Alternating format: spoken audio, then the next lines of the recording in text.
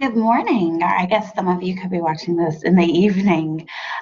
This is going to be a short video to walk you through your Brainstorm for Unit 2 and to let you feel comfortable with the next kind of reading assignment we're working on.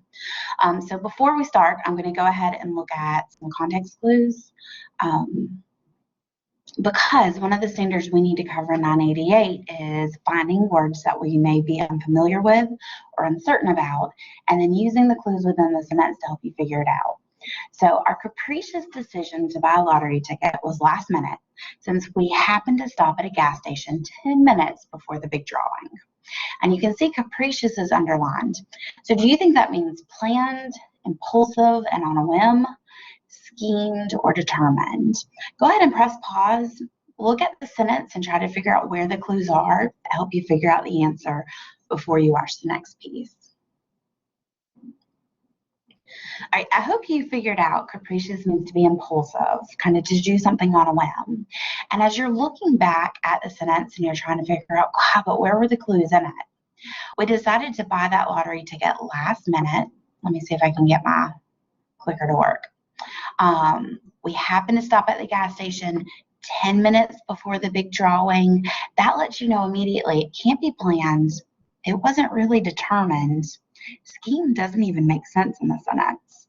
Impulsive and on a whim is your best answer. Just so you have one more, now that you kind of get the hang of it. Dinner was a complete fiasco that ended with the fire department arriving and us having to order pizza. So if you look at fiasco and try to figure out what it really means, is it to dream, to be success, to be a disco, or failure? Press pause, figure out which one it is, and figure out where in the sentence you were given clues to help you determine that. All right, I hope you were able to figure out that fiasco would be a failure. The dinner was not a success. We know it ended with the fire department having to come. That's never a good sign that dinner's going well.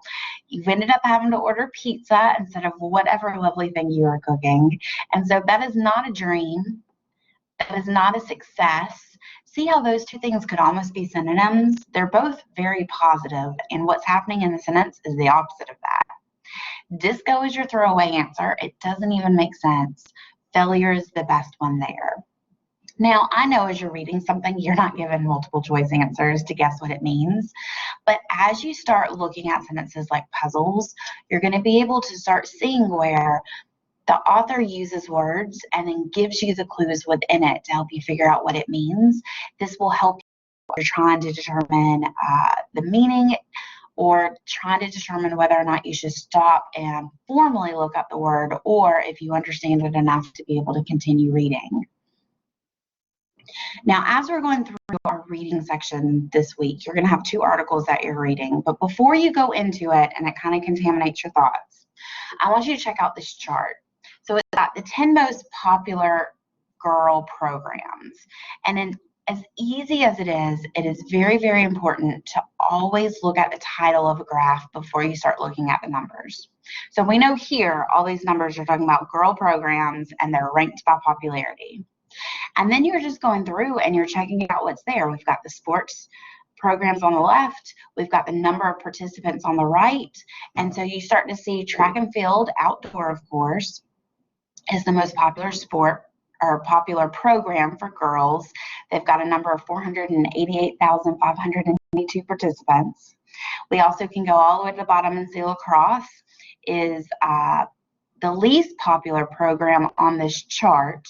They have 96,000 participants, 904. And then you see everything in between. It's really important that you take some time to look through a graph when presented so that you can kind of see how it's tying back to the subject, how it's tying back to the information you're looking for. And as you're writing in this class in 1101 and 1010, this is information that can be used in your paper. And we'll talk about how to cite it and use it later. But just because something isn't written in sentence format doesn't mean it's off the table. It's always something that you can use. Here again, you've got to look at the title to make sure you're understanding exactly what you're looking at. But we've got the 10 most popular boys programs. And you'll see Track and field is not the first. We've got football ranked first with over a million participants. Track and field comes second, and then so on and so forth. Instead of lacrosse being there, you notice lacrosse isn't even on the chart, but swimming and diving is the least popular program on this chart for boys with 138,955 participants. So again, just like you do when you're reading a text, take a moment to scan it through and notice anything different like headings or labels. Go through, look at it one line at a time, read it thoroughly, and then spend time going back and diving deeper into it, depending on the assignment you're working on or the purpose that you're pulling it up. All right, so for the big part, your brainstorm. Last unit, you were given 4 choices and you just picked one of the 4 to do. This time around, I want you practicing with free writing. And it's a little weird and strange, so I wanted to make sure I left you some instructions to help guide you through this. So with your brainstorm, before you read anything, research anything, determine what you're going to write, you sit down, either pen and paper or fingers on keyboard, and you just let your brain travel down that subject area. It seems very strange at first, but this is one of those things where nothing is wrong. You are allowed to write whatever it is that comes to your mind, and your goal is that by the end of the free write, you have started kind of guiding yourself into possible topics and ideas for your writing. So with this brainstorm, I want you to set your timer for 5 minutes. Set the timer on your phone, set the timer on the microwave, but for 5 minutes, I want you to write. You are going to be thinking about, and you're going to be writing about, should all children participate in a form of organized sports in high school? So don't panic. Nothing has to be perfect when you're creating a free write, but you are starting to play around with what are your thoughts and ideas with that question. Should children participate in a form of organized sports before high school? And everything that comes to your mind is written down on that page. You're not worried about spelling. You're not worried about capitalization. You're not worried about organization. As those thoughts come into your mind, you put them down and you record them. What can happen, the magic on the page, is you have no idea what all is floating around in your brain and what ideas you already have. But you're recording them so you don't lose them. And then as you go back and look over your free write, sometimes people use a highlighter and they highlight their big ideas. You start forming what it is you want to write about. You start forming your side. Don't be surprised if you start off thinking one answer and by the end of the free write, you have changed your mind to the other. It means you're working out some of the kinks. Don't be surprised if you sit down and go, oh, I can write about this, no big deal, and you start hitting writer's block.